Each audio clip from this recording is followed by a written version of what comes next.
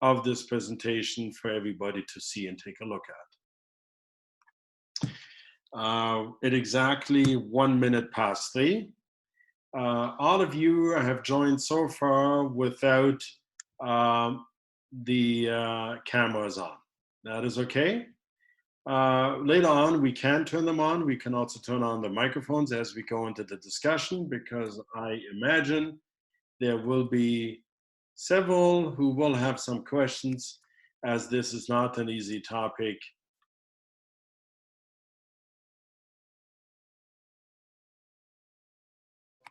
I muted myself, sorry, I pressed the wrong button. So today we will talk about, briefly, because we already did last week, the wilderness definition and the standard in Europe, where it came from, and what exactly is that?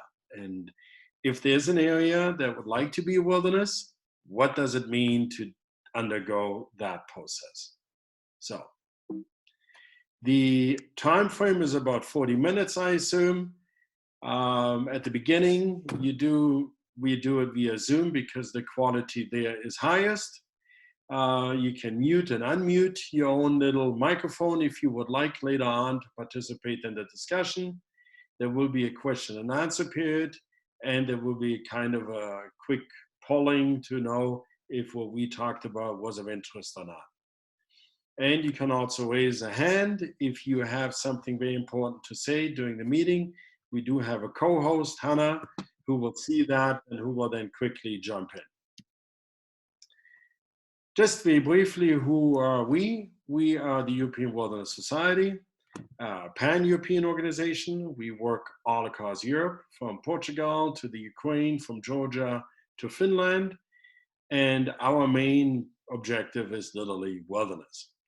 And to accomplish that, we have wildlife specialists in our team, researchers, but also tourism, because protected areas and tourism, they often go together, but also marketing people as well as legal advisors.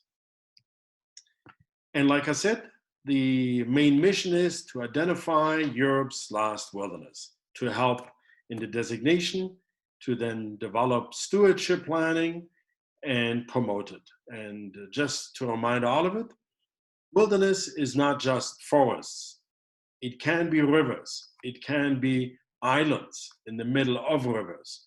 It can be wild coasts, who are a mix between marine protected areas and land-based protected areas. And obviously just forest, or if there's a mix of everything, that's what we use then, the ubiquitous word wilderness. We do a lot of youth programs, but that's for a different meeting to do. And I quickly play the video. Now I know that I steer the sound through my computer. So if you cannot hear it, please raise your hand.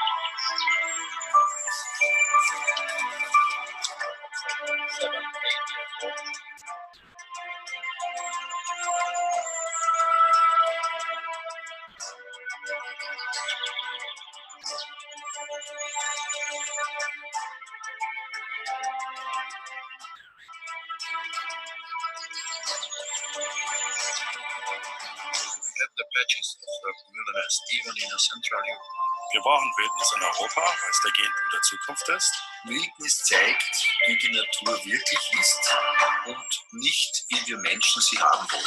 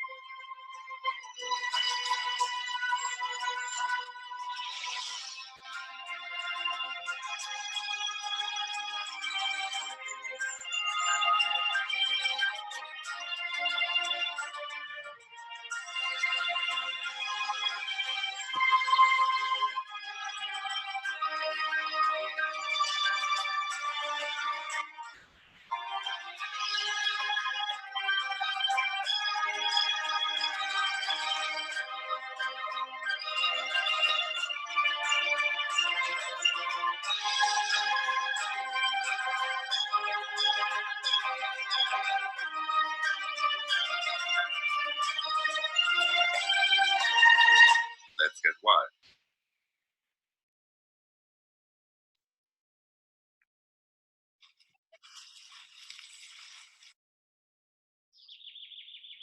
Oh, sorry. So that's me. I actually worked in business for many years till I then worked for international corporations and am now based in Austria in the UNESCO Biosphere Reserve. Now, we are here today to briefly present to you the standard and audit system as it is used. And the history of this wilderness audit standard, or whatever you want to call it, definition, goes back to 2009 at a Prague conference where that was the beginning, where 230 wilderness experts across Europe worked together and came up with a definition what wilderness in a European context would be. And that led to papers, discussions, scientific analysis, and many, many other things. And at the end, the wilderness was defined in two different stages: wild areas and wilderness. Wilderness areas are governed by open-ended, undefined natural processes. They are composed of native habitats and large enough for the effective of natural process. That's wilderness.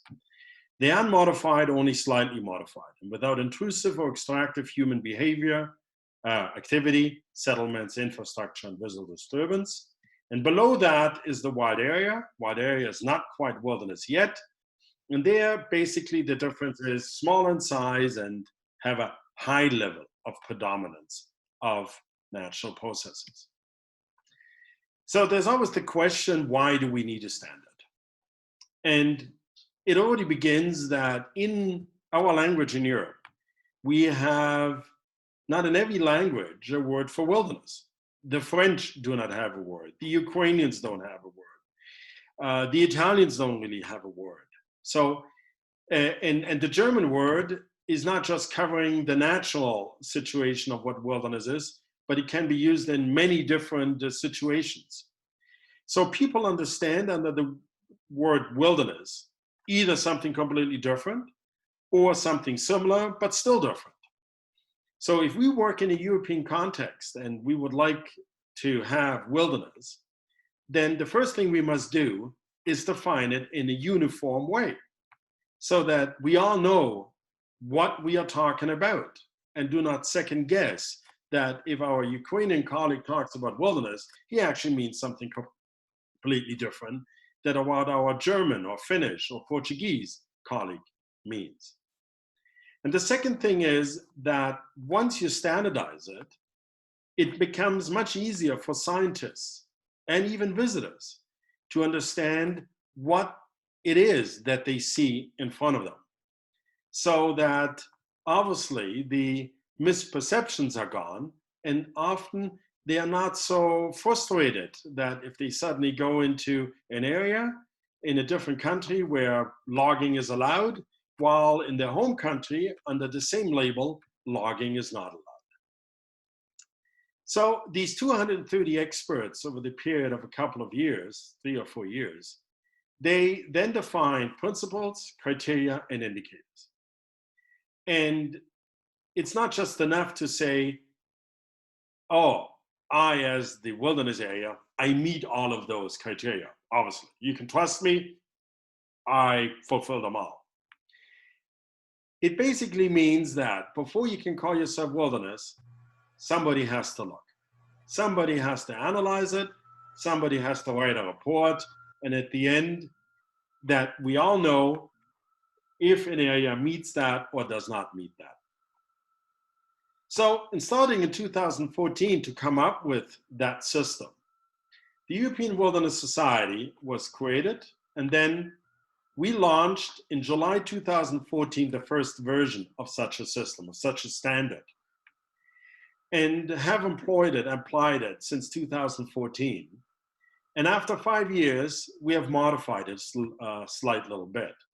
And one of the main modifications was that it's not just enough to have wilderness, but like I said earlier, we also have recognized that there are wild islands, which are much smaller in scale, but the natural processes are there often happening without human extraction or interaction. And also for wild rivers or wild coasts. And the wilderness and tourism principle was added because tourism is increasingly a threat or a challenge, let me put it that way, for many protected areas. So that standard basically covers the quality or defines the quality of the wilderness. It describes the stewardship plan. It identifies past and current extractive uses. It identifies and categorizes the tourism impact. It looks at the wilderness research and monitoring that's happening, and also a little bit into the future, how that wilderness can change over time or should change. And these indicators, these principles, are identified according to indicators. And to briefly explain to you the difference in this PCI, Principal Criteria Indicator system, principles are the fundamental statements about the desired outcome. And I will show you in a minute what we mean by that. Criteria are the conditions that need to be met to comply with that desired outcome. And indicators are then measurable states. So you can put a number on them on whether the criteria is met. So indicators, you measure something that will define if a criteria is met, and the criteria then, if they are met, identify if a principle is met. So what are the principles of a European wilderness that, according to these 230 experts, that are that desired outcome? The principle number 1 is size and zoning. Principle 2 is stewardship. Principle 3 is the wilderness and its biodiversity. 4 is restoration measures, and I will get to that, not in the core zone, but in the buffer zone and transition zone. Number 5 defines the extractive uses. Number 6 are the man-made disturbances. They exist all over the world, because let's face it, 2,000 years, the Romans already put the foot down, I suspect, on every single hectare. So we have evidence of man-made disturbance all over Europe. Number 7 are the natural dynamic processes, 8 visitors, 9 research and monitoring, and then the embedment of the wilderness in international other criteria. And each criteria, a principle, now has several criteria. So let's quickly look at the criteria for wilderness size and zoning. So to meet, and for each one of those different areas, we have a minimum size or length. And in wilderness areas, it starts at 500 hectare core zone.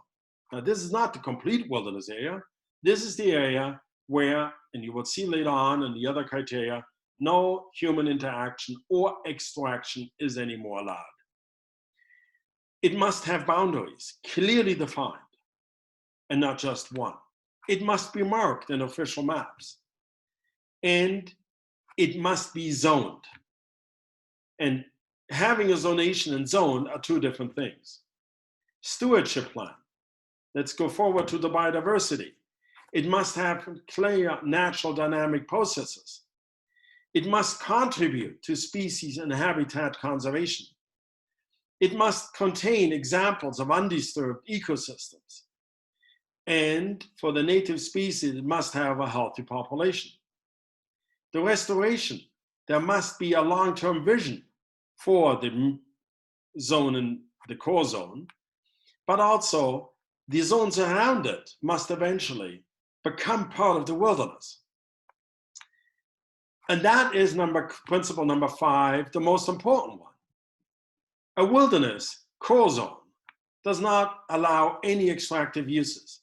So no forestry, no hunting, no fishing, no active mining, no livestock raising, no agricultural activities, no deadwood, no commercial activities, no extractive use of minerals, and not used for commercial filmmaking.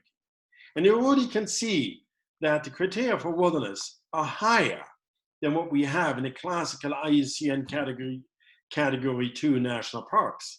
So national parks often do not meet the wilderness criteria.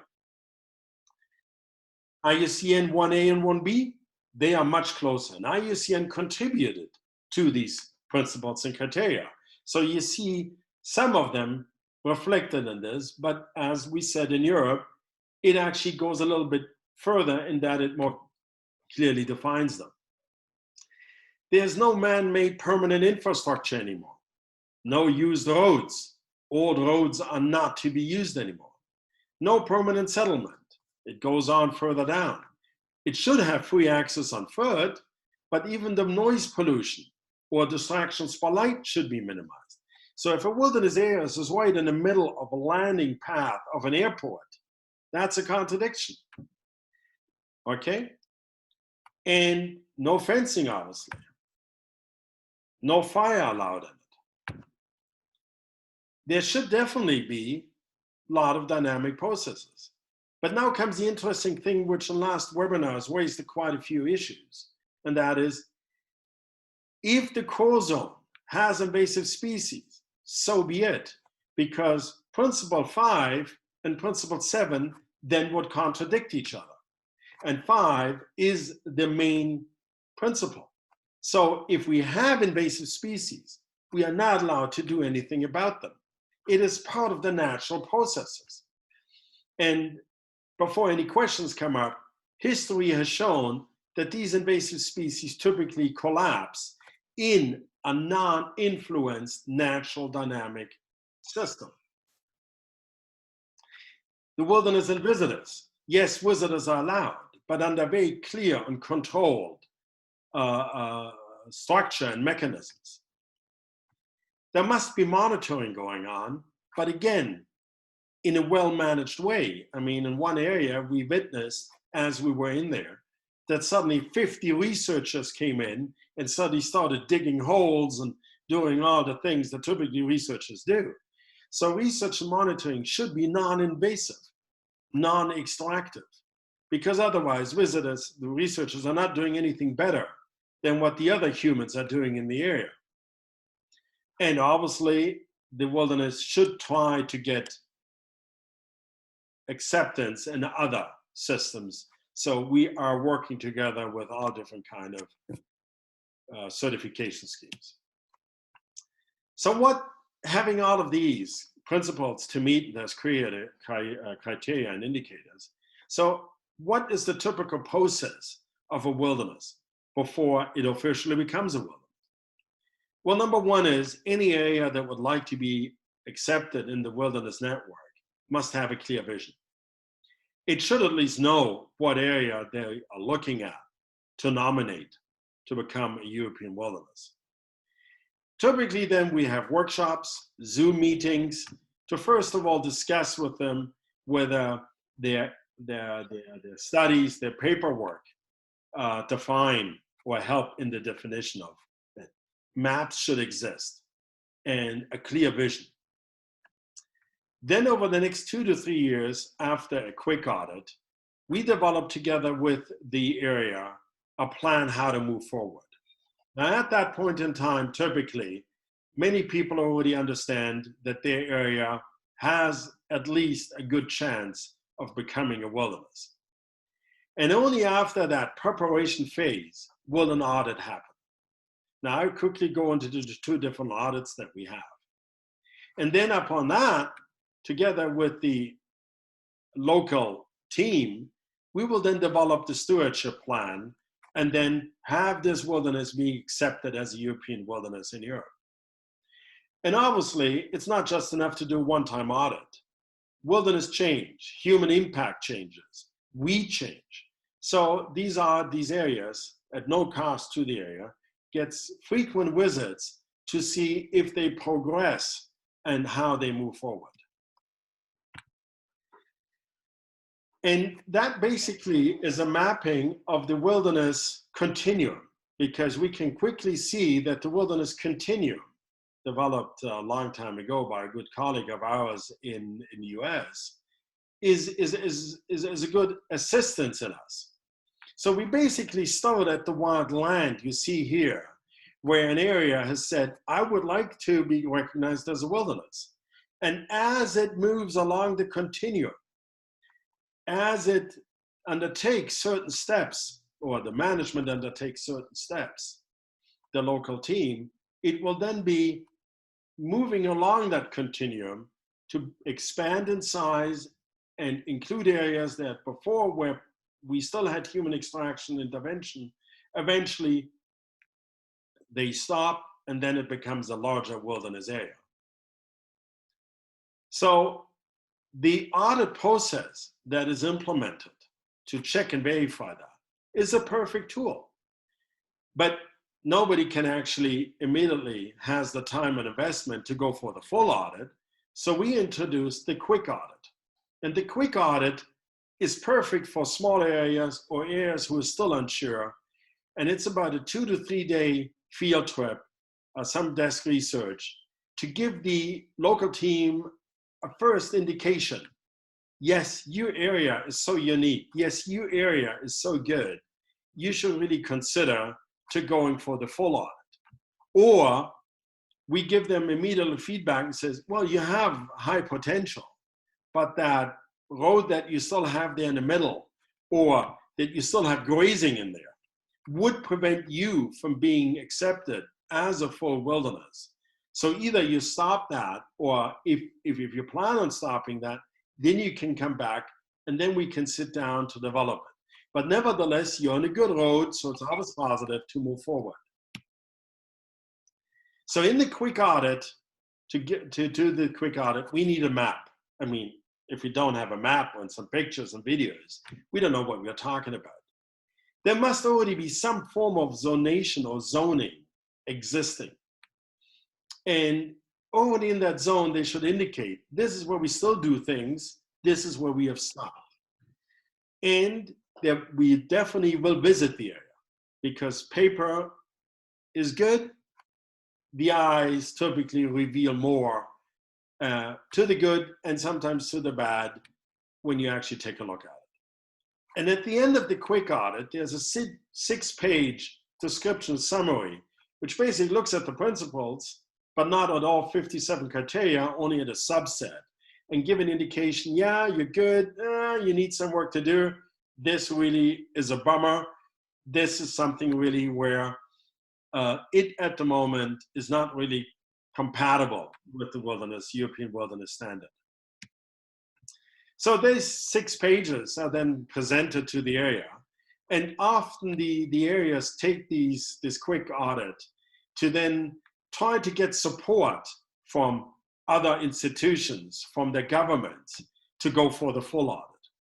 So what's the full audit? The full audit really is a systematic and major examination of the area. It is based upon a 14-day visit. We spend 14 days in the field, not in the offices, in the field. We literally hike through every hectare or canoe or paddle or whatever needs to be done to take a look at that area as best as we can. Now, if you got a peat bog, should not hike through there. Canoeing does not really work. So in those instances, we approach the wilderness as far as we can go without causing any damage. We then use modern technology like drones and whatnot to take a look at the wilderness remotely. But those are literally the only exceptions where we use remote technology. Other than that, we go in there on foot. And then each criteria is identified, and then the findings and the desired outcome are compared. And upon that, what we actually find in the field, we then develop recommendations and actions together with the local team. And that is then being put in a 200-page plus SWOT analysis. So it's really a book. So, where you actually can then define what is out there. And it helps the local team for the next 10 years to prioritize actions that they should take, by what time, or where they actually made good already. And then obviously there's the membership in the European Wilderness Network, which now has over 41 areas. And you also get this ubiquitous marketing material to identify you're now part of the European Wilderness Network. I'm stuck here, hold on. There we go. So this kind of shows you the steps that we take. So at the beginning, it's just an area. And then the local management team says, okay, this is the physical area. And in that physical area, we at least have found wild areas, but not really the wilderness zone yet. The next step would then be, where are those natural dynamic processes? Where are those areas within the bigger area where already you could meet, and maybe those are just 50, 100 hectares here, 200 hectares there, and so there's still a patchwork. But we then, together with the local team, already develop a plan, a vision on how to start to connect those islands of wilderness.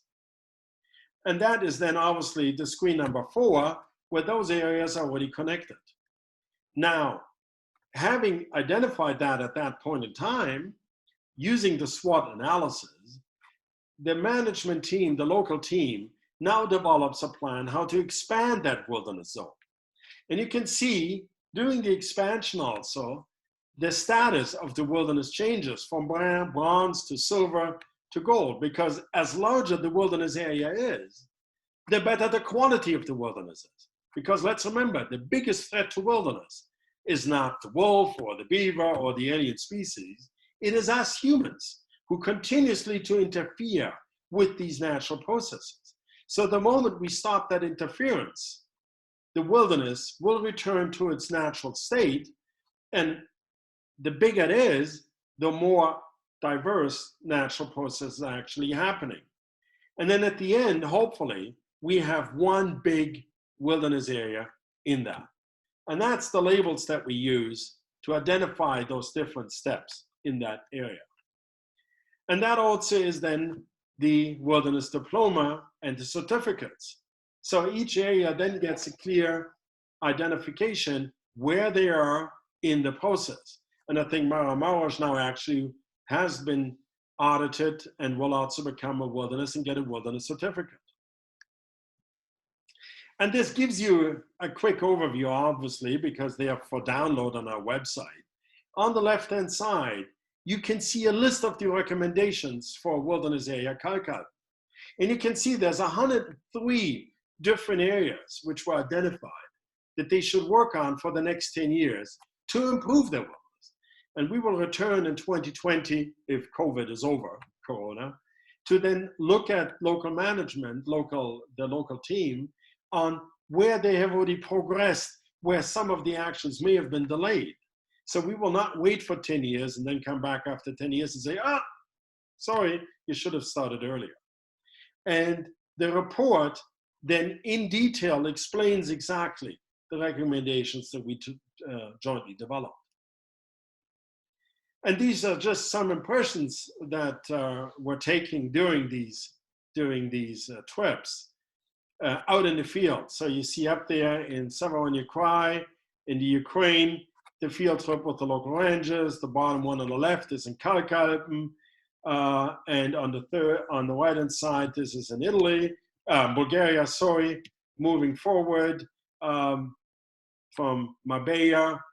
Marbella is a tourism hotspot. I'm sorry for that. Marbella in southern Italy, and even Königsbrücker Heide, which was a former military training ground. So to summarize it, the wilderness audit system is based upon the wilderness definition that was agreed upon across Europe. 230 experts worked on that. These are all online then. I will stop to scan and turn on my camera if my mouse works. It was based upon the feedback of these 230 experts over 4 years that developed the definition. Once the definition was developed, the principles, the criteria, and the indicators were identified. once they were identified, the process was put in place to actually do an audit.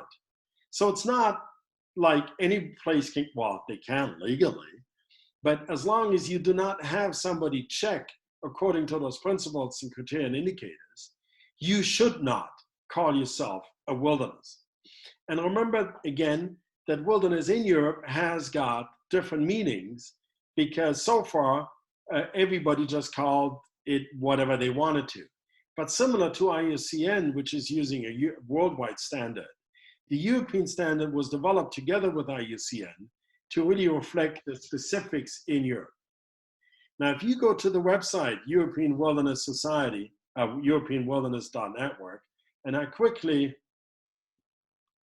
open that website and share it with you, because it kind of shows quite nicely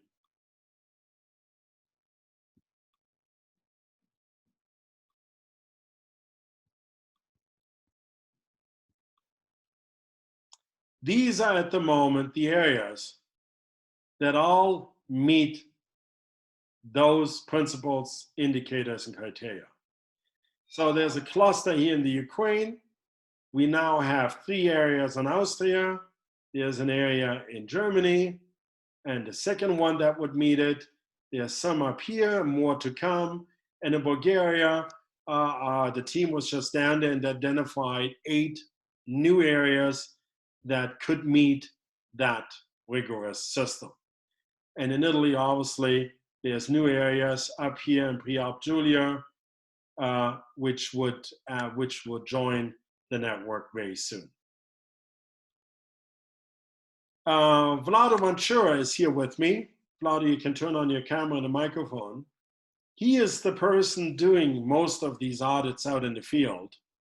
So we will just open the floor now to open discussion and questions. I would like each individually to just raise a hand and ask a question. I think there's also been some maybe in the chat. I will quickly look at that. So we quickly will work forward and yeah, answer any questions that you have. What may I? Yeah. What I would like to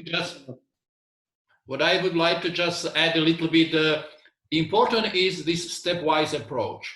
I think you already understand after this half-an-hour brief introduction that there is a quite wide group of people behind this process, what is happening in Europe already almost more than for 15 years. And basically, stepping up approach, step by step, we learn all this complex system, how to identify it and how to understand each other regarding the wilderness. Nevertheless, one of the most important, as Max correctly said, element of this process is a field audit. When people, experts, together with local wilderness managers go to the area and actually verify in the field what is going on there and how do they interpret these difficult words which some languages even don't know, like wilderness. So this is just my short introduction, and if you have any kind of questions or remark, please go ahead and share it with us during this Zoom system. Well, I mean, Vlado, I have one for you. You have done a lot of audits. What was some of the most amazing things that you saw and some of the most challenging issues you have run into in all of the wilderness audits that you've done so far? The most amazing things what I have seen was regarding the wilderness was to see the power of the nature, how fast nature is able to recover by itself in a moment when man take hands off. Before that, a couple of decades ago, when this process only started in Europe, a lot of researchers predict that if this is going to happen, nature will need decades and decades if we want to see the changes, how Mother Nature is going to recover. But this experience with the implementation of wilderness quality standard shows that actually after first few couple, 3-4 years, obviously depends on habitat, the changes are happening rapidly, surprisingly rapidly, and we can see in the directions how this process is moving on. The difficult part is that actually once impact of man was very brutal or very long term, this process is obviously a little bit or much longer, depends on the habitat, as I mentioned. So this was one of the most exciting experience what I have learned in the previous years. What was the second part of the question? Sorry. Some of the challenges that you saw. I mean, this was the very positive side, but obviously not everything is just rosy. Challenges are mind of the managers. We always succeeded with a new wilderness area, which was added to the network after this process, only when the top management team or top management person personally believe that this is an important part of his or her mission. And that what I learned was a really bit disappointing for me was that actually 100% of these kind of individuals which are behind this network was basically self-learned individuals. They somehow get across through this wilderness context and like it, and they decided to implement it. What I was missing, even in my life during the study age, I never learned as a forester. That's my background. I never learned in the university educational level what is wilderness and why is important and what is important for society, etc., etc. I also had to learn it by myself. And the similar story I learned when I was able to discuss with the park managers or wilderness managers throughout our network of European Wilderness Network. So that was my personal experience being involved in this process in the past decades. So the humans is not the only ones impacting the potential wilderness. We are also sometimes preventing us ourselves from not impacting it. Yeah, exactly. Exactly as you are saying, that's a kind of challenge what we have to deal with in the current time or in the few coming years. How to spread this message, not only throughout the public, but very much focusing on the management, on the younger managers who are coming out of universities, so they understand how important is this process. We have to also highlight that we are not focusing to make the wilderness 95% of our land around. In this moment, we are focusing on the 1% to show and create examples, models, area where the public, visitors, tourists, local people, and first of all, the park managers can see and experience and learn how beneficial is this category of protected area. I see something similar currently in the discussion about adaptation of forests to climate change.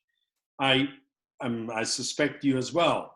We again believe that we have the solution on how to modify, plant trees, what trees to plant, to help our forests to be more resilient to climate change. And again, I think this is personally a very similar issue, because we humans often overestimate our own skills, our own knowledge on these complex issues. And then we do something and we typically fall short. We typically sometimes even make things worse. Is this also what you found in your last 30, 40 years in your work?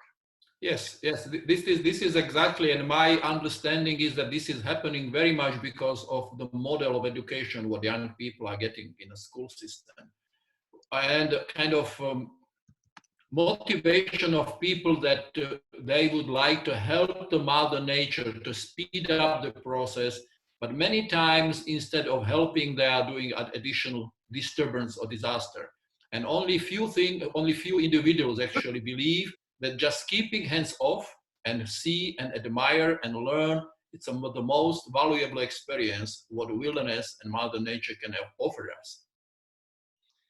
Okay, we have some questions in the chat, Vlado, and one of the first ones I see was,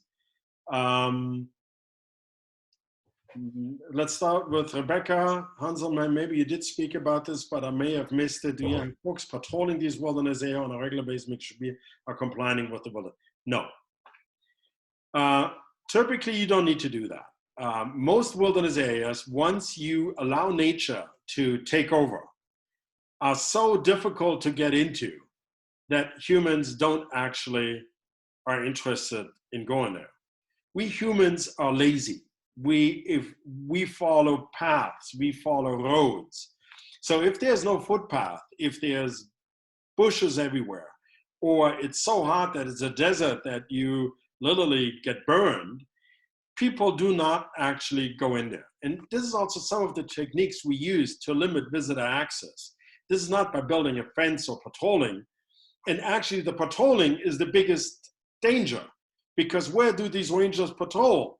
They patrol along footpaths, they take jeeps, they take roads. So patrolling is actually causing this interference. So that's number one, but obviously I suspect there will be a follow-up question to that. Do you work with national governments to have legal designation in an attempt to protect theirs? Yes and no. The difficulty with that is that every government believes that it is so unique that they create their own little definition. So yes, we inform governments, we invite them, we share, but just use the Corona example as an example. Every scientist will tell you that Corona is not a German problem. It's not an Austrian problem. It's not a Ukrainian or American. But every government acts as if it is a German issue, as if it is a German virus. And some people even call it the Chinese virus. So they come up with their own system. And the virus does not care if Germany has a different lockdown procedure than the Austrians or the Americans. Now you can just imagine, if we are not even able to work on a European level or on worldwide level on something that is killing people, how difficult it is to have national governments agree on a common system. That's why we share our knowledge, but we basically stick to what these 230 experts over 3-4 years have come up with and push that on a European level. Because the European Union, they have accepted those standards. They abide by them. They promote them. Whether a national country does or not is up to the national country.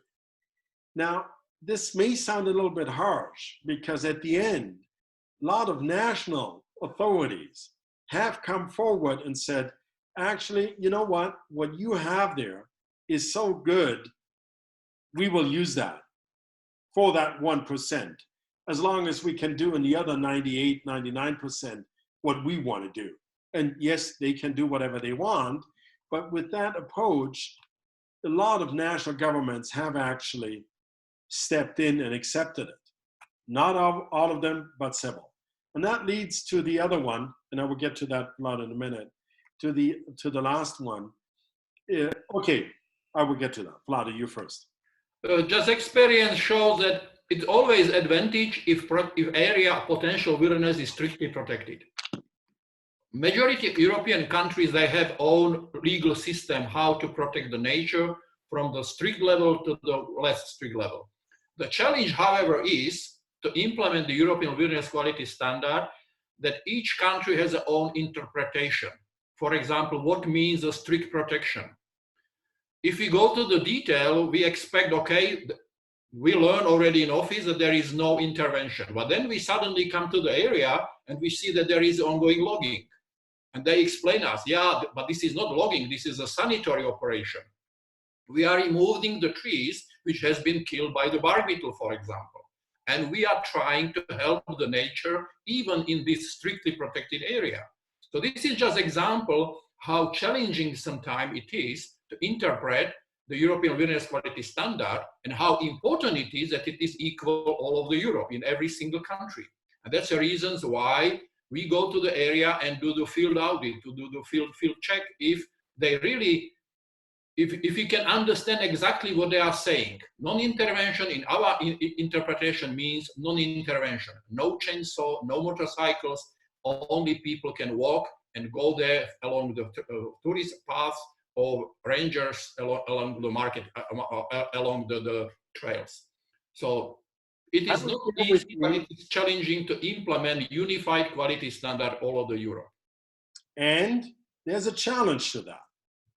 Just this weekend, 700 hectares of this, what the hell is shelf again? Kelp. In a protected area, he announced they are burned. This is an area, and it says right here that they were in the Naturschutzgebiet, and part of it was in the proposed wilderness area. Now, we could not, the local authorities could not allow this to burn, not because it threatened homes, there was just nobody there, because it threatened a very touristic area. And it was this, there's a much nicer picture actually. And it was, again, us humans who believed that we needed to do something.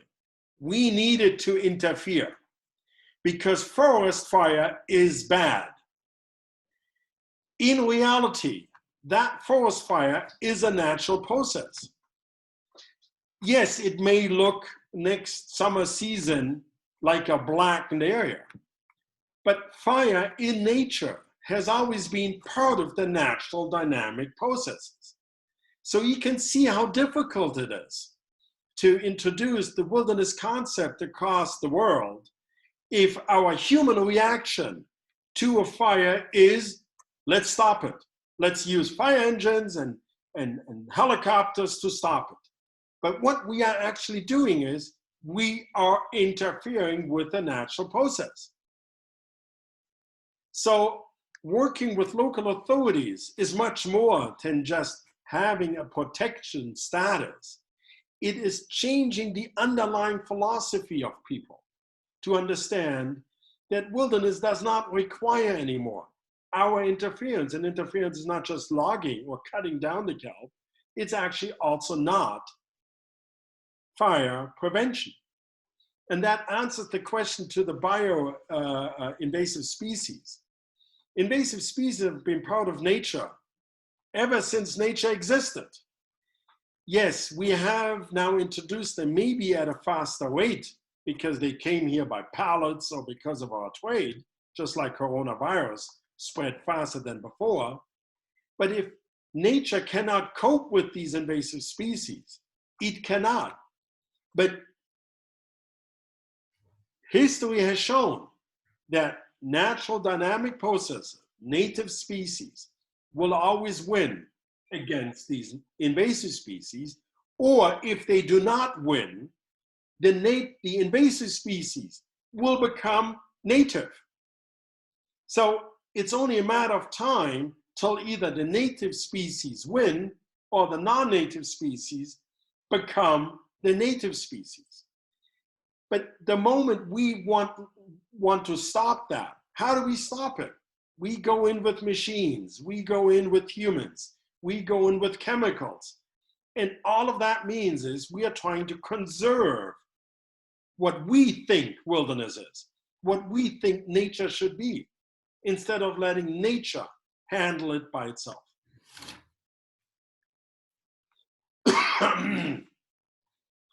Scandinavian governments better prepared to handle wilderness? No. I just going quickly into Google Maps. And it may show you that it's one of those misconceptions that we have to believe that there is wilderness in Scandinavia and not in other parts of this world. So let's quickly go into Google Maps.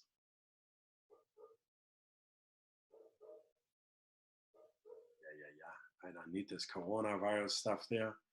Let's zoom in on this area right here. And let's switch to, where do I switch to satellite? If we zoom in further into that area,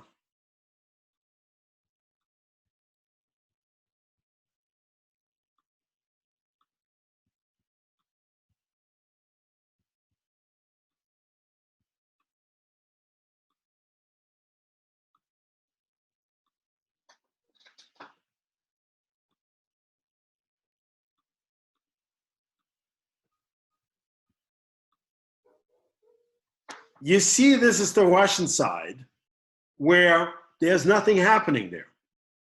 There's not even roads. There is no logging going on because it literally is a wilderness. These are just one road that is for the border patrols. You switch over to the Finnish side. You have roads, you've got logging right here, you've got logging right here, you have logging areas right here, logging here. So just because we think Scandinavia is wild, it seldomly meets the principles and criteria of non-intervention. On the contrary, there is so much logging going on in the Scandinavian countries that there's very little, if any, wilderness left. It looks like it is wild, but it's not. And you also see the reaction when it comes to the return of the wolf. I mean, Sweden has got difficulty coping with 300 wolves, and in Norway, they killed, I think, out of the 70 they have, everything except 15. Where Germany now has got 1,000 wolves, numbers climbing. So it is a misconception that Scandinavia is equal to wilderness. It is what we in Central Europe have attributed because they use canoes and there's a lot of forests, but seldom are those forests in a natural state. I hope that answered some of the questions. Miriam, they want to consume and they want to control, yes. It will take decades to change this egocentric attitude. Well, this answers a question I saw earlier. There are areas in Germany where that attitude has changed. And that is, again, individuals looking after an area who have changed that attitude. Or by default, ex-military areas where there's still so much human ammunition in the ground that we, because of security, do not allow other people in, so it has become the de facto no-go zone.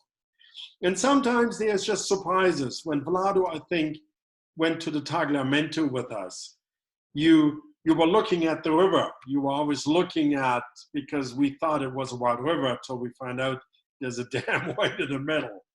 And then you suddenly lifted your eyes and there was like 30 kilometers of a forest, which belongs to local communities and whatever. But since there's no roads in there, it is forest not used, but it's also not protected and definitely not managed, thank God. So the real value of the Tagliamento in northern Italy is not the riverbed, which looks like it's wild, but actually the forest behind it, because they're not being used by anybody. And when you go on your next car ride to Venice, if it ever opens up and Corona has moved out of Italy, take your time on the highway as you drive towards Udine and take a look in the forest on the left-hand side. These are forests which have never been logged. These are forests which are not used by anybody. They are not on any protected area map, but you look at that and you will find wilderness right there, right in front of your eyes. Maybe what I can add a little bit about the Scandinavia case. The challenge in Scandinavia regarding the wilderness, it's a traditional use of the local people. Just if you cross the boundary like you show on the map, on the Google map, from Finland to Russia, then suddenly you can see that there is no reindeer herding, there is no fishing, there is no hunting if you go inside the protected areas. All these activities are legally acceptable part of the management, even in strictly protected area, all 3 Scandinavian countries. Yeah. Timur has a comment about if it is a natural process, if you bring seeds into the Antarctic. No, it's not. Definitely, we should not be doing this. We should not be bringing our lunch bag with a bunch of whatever into a protected area, leave it there, and then introduce a bacteria or virus or even seeds into the area. But a similar process like that has happened for thousands of years through migratory birds. Migratory birds have, through their travel, introduced these seeds into areas where they were not before. And even migratory herds of herbivores have introduced that. Just because we humans are now doing it doesn't make it unnatural, because we are also one of those species walking around. Now, it becomes a challenge if we do it on purpose. If we, like we now climate change, are suddenly discussing about introducing Lebanese beech trees or trees from Iran into Germany because we think that those trees help us because we are so afraid that Germany will turn into a savanna. But it's the underlying principle again that is the issue. Climate will change our ecosystems. Are we willing to leave hands off, or are we going to step in and change it again? And no matter which route we take, we are changing the underlying natural processes, because the processes deal with these seeds or whatever that are being brought in. If an ecosystem cannot deal with those seeds, then the ecosystem will change. It will adapt. It will survive it. And I will quickly put into the chat a good movie that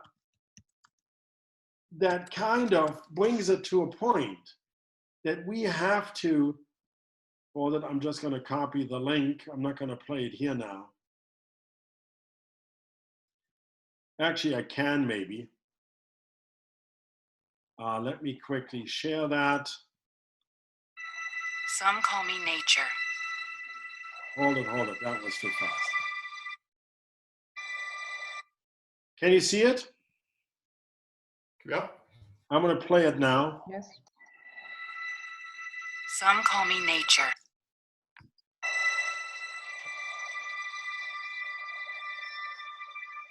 Others call me Mother Nature. I've been here for over 4.5 billion years. 22,500 times longer than you. I don't really need people, but people need me. Yes, your future depends on me. When I thrive, you thrive. When I falter, you falter. Or worse.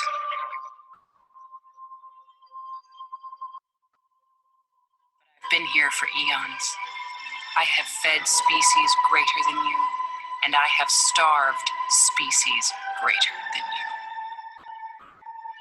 My oceans, my soil, my flowing streams, my forests, they all can take you. How you choose to live each day, whether you regard or disregard me, doesn't really matter to me.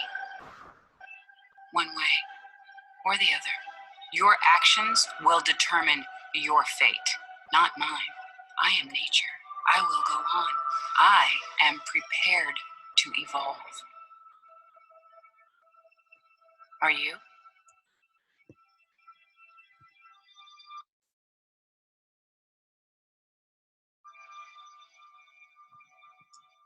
I think this is so important for us to realize that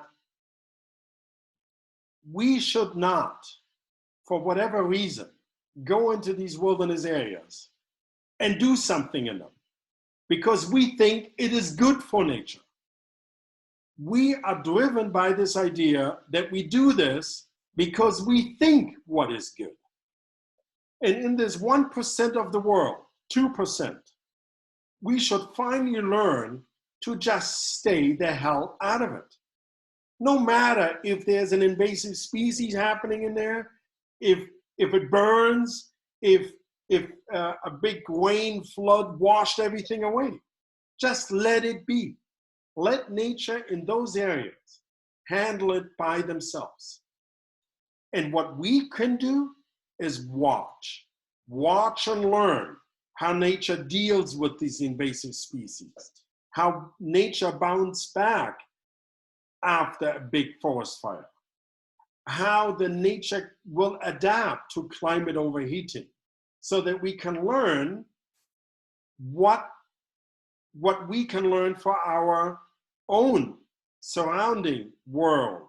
Because if we do not adapt, like it says so nicely in this world, we will suffer, not nature.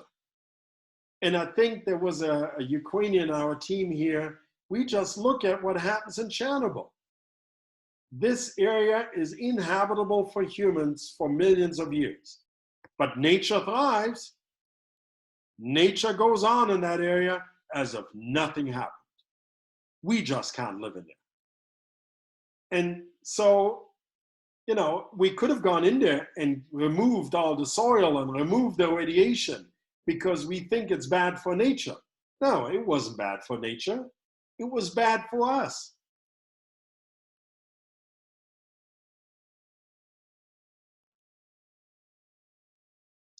Fires. We have a huge problem in the Ukraine when people deliberately set on fire dry grass, reed areas, rivers, bushes.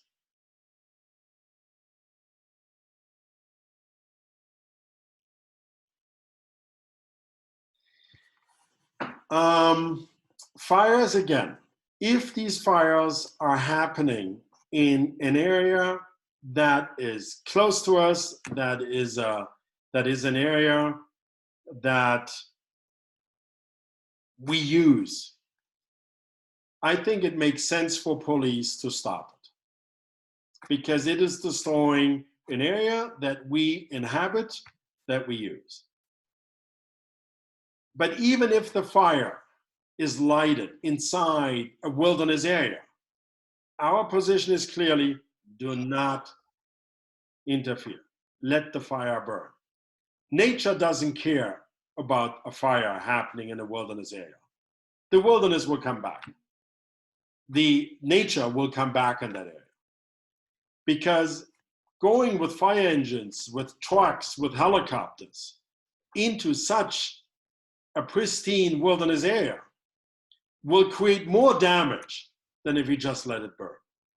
And even if people let it burn or put it there on purpose, the challenge is much different. Often, if a fire has burned in an area, local management comes under pressure. Oh, this is not nice forest anymore. This is now a burned area. So can we now turn it into land for our use? Can we now, to prevent it, we must build roads to never happen this again. So it's seldom the fire that is the problem, but human reaction afterwards. Yes, Vlado? I think we made it clear that fire is an important element of natural dynamics. It was here before man and it will be here even after us, definitely, and it's important. However, we have to admit that it is in a process of wilderness implementation, quite challenging issue. Why? Because everybody of us has been educated and grow up in the context that fire is a critically threatened for our interest, human interest. So fire means bad. Fire means must be killed in every single moment. However, more and more researchers already several decades ago released that fire is an important element of natural dynamics.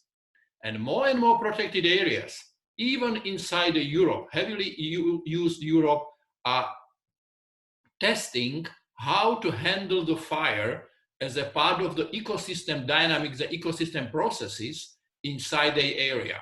They do even prescribe fire to mimic these processes, which has been controlled already for decades, maybe centuries, by the people.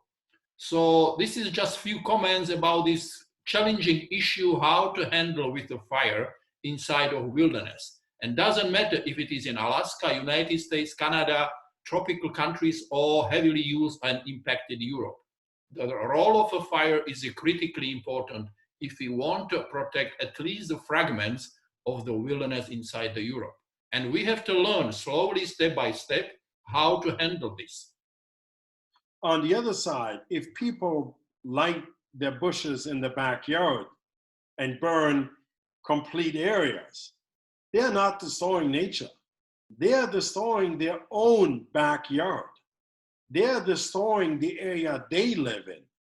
If you went to southern Italy 10 years ago, where everybody used fire to clear land, the people themselves got upset because these people did not just burn a grassland, they burned the last trees that were standing there. So eventually it was the people who complained, why are these other burning my backyard? And there was no police needed anymore. It was actually the vigilantes who then went after these people who used fire as a way of clearing land. And yes, it is bad. Yes, it should be stopped. But we must realize that there's two kinds of fires. There are the fires used to clear land, like we have in the Amazon. There's the fire used to destroy nature on a large scale. And there's the fire that are part of nature. And in the wilderness core zone, that's the fires we're talking about. Even if they're made by humans, that place can bounce back. But the fires we see in the Amazon are not natural fires. There, the destruction has happened before the fires were lit, because the Amazon itself is very resilient to fire. There have been actually two questions connected to the identification of new wilderness. So Miriam here asks, in Miss Nature, you can find many tiny places of wilderness, like islands in big areas. Could this be a start to real wilderness? And what can we do as private persons to identify those places? So what can one do to let us know or identify potential new wilderness areas in their countries? Lada?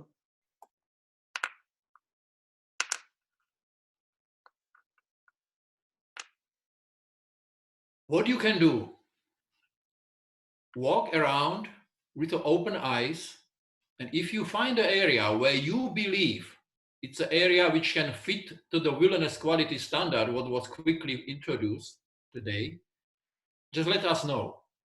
What we need is a map with a dot on the map where you think that area can fit to the wilderness quality standard.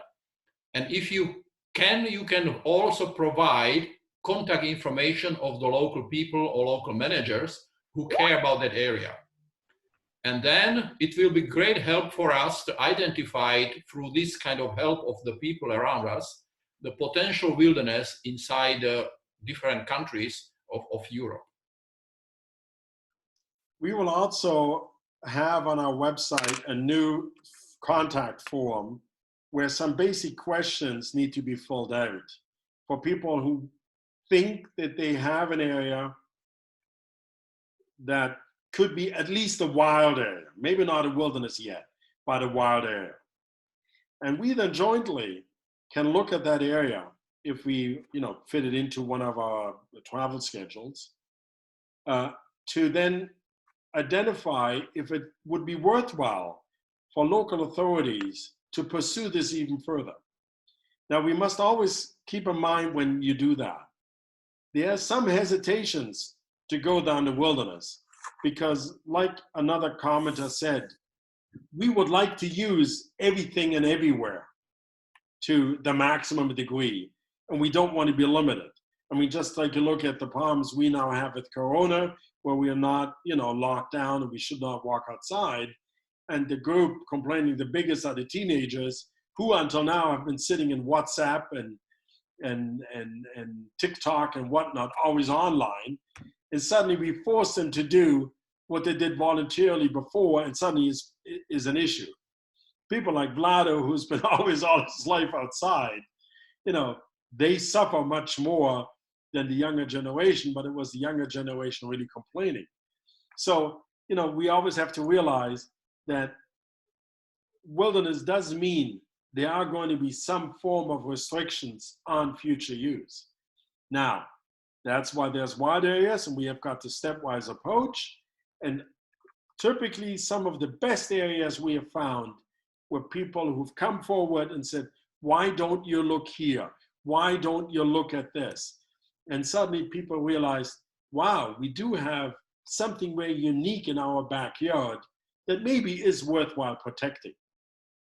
While it's difficult to turn an area into a national park, to protect it using as a protected area according to Landschaftsschutzgebiet or reserve area, whatnot, can be much easier to go down that route if local authorities believe that it's worthwhile to protect these 200, 300, 500 hectares or even smaller areas as a wilderness, first step.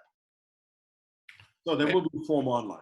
Yes, maybe just one more comment. We are also in a process of negotiating with one or two private landowners who approached us already a couple of years ago, and we are in a process of discussing how to handle this offer, because they offer us that actually part of their property they would like to protect as a non-intervention area for their children or for their grandchild. And so that this is also a model how we can enlarge the European Wilderness Network through the privately owned land. So if you find the area where this land is not, for example, government owned or community owned, but the private people, and these people are willing to protect this area for as their heritage for the younger generation with no intervention management, that can be also very good information for us. Yeah, Miriam just said that there's a problem in Brandenburg that most national parks actually, there is logging, there is hunting, there's excessive tourism. Yes, that's why we do not support the German wilderness movement to the degree that some had hoped, because there, for example, are core zones of national parks are now called wilderness, and there definitely are not.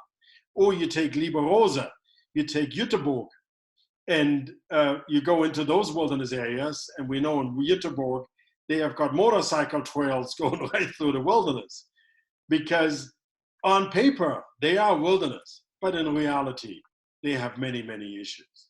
So just because an area calls itself wilderness, doesn't mean it is wilderness. Any more questions? You can even turn on your microphone if you want to ask a question direct, and do not have to go to the chat if you want to. There is one recent question about wilderness in highly modified countries such as the Netherlands. How can such countries adopt the wilderness concept and audit what criteria are applied to size and integrity of a potential wilderness area?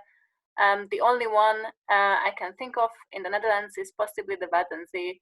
Even that is much affected by outside interference and not natural states. So what is your advice or suggestion? Sometimes nature shows us very, very, very funny ways on how an area can turn into wilderness. And a very good example of that, which even we ourselves had originally some difficulties with, and Vlado can attest to that, was Königsbrücker Heide. Königsbrücker Heide is outside of Dresden. It was used since 1908 as a military training ground. Now you must imagine what that means. It literally means that tanks, artillery, soldiers, over that 6,000 hectares for 86 years, bombarded the hell out of that area. By 1990, virtually not as, there were just, I think, 5 oak trees and a few bushes along a creek were left standing. It was flattened to the ground by first the Prussians, then the Nazis, then the Russians, and afterwards the German army. In 86 years of constant bombardment of so much ammunition in the ground, napalm, chemical warfare, everything was tested. There was one individual who said, let's turn this into wilderness. And by turn, he meant, let's just let it see what happens. And there's some pictures that I may be able to show you using screen share, that area was just an absolute devastated part of the world. Hold it, I'm just gonna call it up. Just to show you what that area looked like. I'm going to share, because it is a good example what nature can do. That's the area we're talking about. Look at that. There's not a single tree anywhere. And the Russian army tested the invasion of Western Europe there. And that's today. Literally, that was actually that was 20 years later, not even today. Today it's even wilder. So an area that the beaver has returned, that has been flattened, bombarded, devastated, there's still concrete in there. The nature came back so fast. The wolf is in there. See a wolf track. The animals have returned. The nature, there's still even some of the tank trails and bunkers are still there. And it was this is in a buffer zone. And this is actually a good story on how we humans screw around with nature. So these 6,000 hectares, they couldn't use them anymore because there was so much ammunition in the ground, and when we walked around and we saw the grenades everywhere, that it was a no-go zone. But the nature conservation departments of Germany decided that this heath that you see on the left-hand side is heath that is a habitat type that needs to be protected. So they decided, or in the legislation, put in that we must cut down the trees to protect the heath. To do that, we needed 18-meter long arms and difficult machinery, not realizing that nature could handle that all by itself. And it took another 20 years or 10 years for a great wilderness advocate, Jürgen Stein, to convince our biologists and everybody else to just keep their hands off. And nature came back so fast that they were not even able to remove the last bits of concrete, because to remove the concrete, to remove the bunkers, we would now have to send in heavy machinery, destroying the processes that are taking care of those bunkers all by themselves. So coming back to the Netherlands, there are areas in the Netherlands where nature is coming back in an uncontrolled way, and all we would need to do is to dedicate or take that area and say, let's stay away from it. Take that 300 hectares, 500 hectares, and just let nature do its bit. I mean, you even have wolves already in the Netherlands, and they are not there to eat humans. They're there because they think Netherlands has got areas, forests, which are great to raise their pups. So all it would need in the Netherlands is to stop interfering on some of those areas, and you would eventually have first wild areas and then wilderness. All by itself, you don't have to purchase anything, you don't have to buy anything. Lado? Yeah, very first step in the case of Netherlands and Wadensee, that was actually a good example, would be to find a person who has a vision. Person who is a manager, and he believed that it's important to create like this Königsberg Heide, Wadensee wilderness. Because maybe you already understand from these presentations that actually to create a wilderness in Europe, it's a process. There are steps. But at the beginning, as was said by Max, there is a need to do and identify the long-term vision. And then in the second step, how to identify the steps to get to that vision. So if you know somebody from the Wadensee management team or people who are responsible for that area with this kind of visionary approach, then European Wilderness Society can definitely help to that process. And there is no need to search for thousands and thousands of hectares of the marine ecosystems. We can start with a smaller area just to show the example how how fast the Mother Nature is going to make the changes. That is the question that Andrea has in there. So as a rule of thumb, a wild area can already start, 200 to 500 hectares core zone if it is a mixed habitat type. Okay? On the wild river, we are talking about 2 to 3 kilometers of river where it's an absolutely natural flowing river. What's above and below, that's a different issue, but at least those 3 kilometers should not have any human interference anymore, okay? Wild islands, they can be from 1 square meter to 1,000 hectares, because a wild island, by definition, has a buffer zone, and that is the river around it. And every time there's a flood, it is a catastrophic event for the island. But the moment that the water subsides, the natural processes take over. Now, for a wild island to have more than just sand on it, it should be a little bit elevated that it doesn't get flooded completely. But even if every 5, 6, 7 years, an island gets totally washed over by the floods of a river, so be it. The nature bounces back immediately afterwards. And that's what nature's all about. The catastrophic, we call them catastrophic events, but nature doesn't see that as a catastrophe. It actually is the rebirth. If a fire burns an area completely, we have a problem with that because it's black, it's dark, it's not green anymore.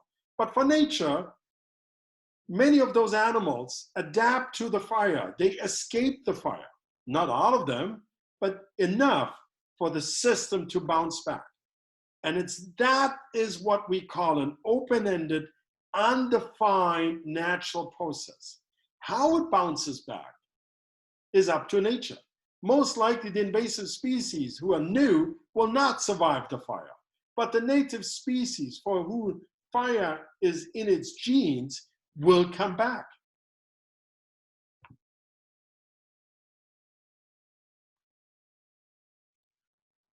Renaturing. Whoa! We are not the fans of rewilding. Jelly. From where are you, may I ask? You can turn on your microphone. Hold it. Is she in there? Does she have a microphone that she can turn on? Yeah. Something rushing is there. From where are you? Netherlands. The what? Netherlands. The Netherlands. Yes. Our friend, our colleague, Nick Hausman, is also from the Netherlands. Yeah, He's from Wageningen. He studied in Wageningen. I imagine so. Yeah. Okay. Rewilding is not inherently bad. It's always nice if we, somehow do something in nature. Well, it's not nature. It's in cultural landscape to make it a little bit more wilder. The problem is that we do these with a certain image in our mind. If we wild a river, we create artificial islands. We create this meandering because from pictures, we have the vision that a wild river must meander.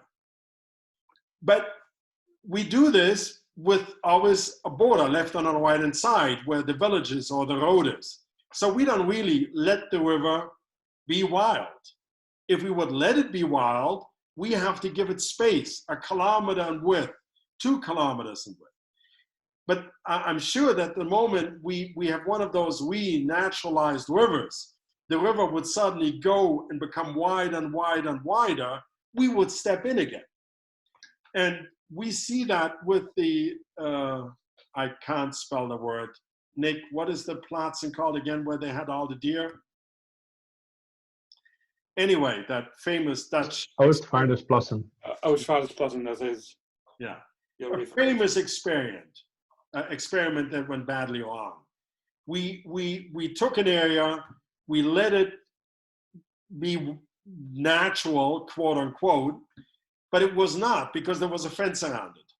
And in many of these rewilding areas, there's a fence around it, and the fence is human. It is a village, it's a road, it's a train track. And the moment we border on those borders and the area is too small, the rewilding process will stop. So one of the key things in this rewilding has been, it makes us feel good. I think it makes it a little bit greener, or if it's not greener, a little bit semi-wild, but it should not be confused with wilderness. We support the rewilding movement. We think every kind of a more natural form of cultural landscape is good, but it should not be confused with wilderness. Definitely not. Thank you. Oostvaardersplassen. Wow, that's a good word. Yes, if there's any more questions, we could take one last round, because otherwise than that, we will just come to an end. We're going to do a quick poll. Hannah, did you do that? Prepared? Whether you liked it or not. I'm going to launch the poll now. May I please ask you? I launched it, I Yeah, think. and so did I. We both clicked on it. Because we both clicked on it, didn't do anything. Oh, I see it. You see it, good. People are clicking. Can you please fold this out as a last act from your behalf so that we can improve ourselves, whether you like what we presented? Please not poll on the concept of wilderness. That could be a different thing.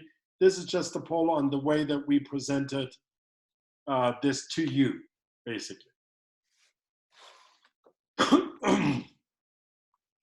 Would anybody go home and now believe that we should have more wilderness, or do you think we should have less wilderness? Maybe we can just do that by raising your hand, which you can do in the reaction modus like this. Anybody can just click quickly hand and says, should we have more wilderness or should we have less wilderness? Emma raised her hand. So she likes more wilderness. Vicky did. There's another one. There's another one. Bettina, I saw that. Okay. Well, thanks. There will be a new webinar coming up where we will introduce some of those wilderness areas.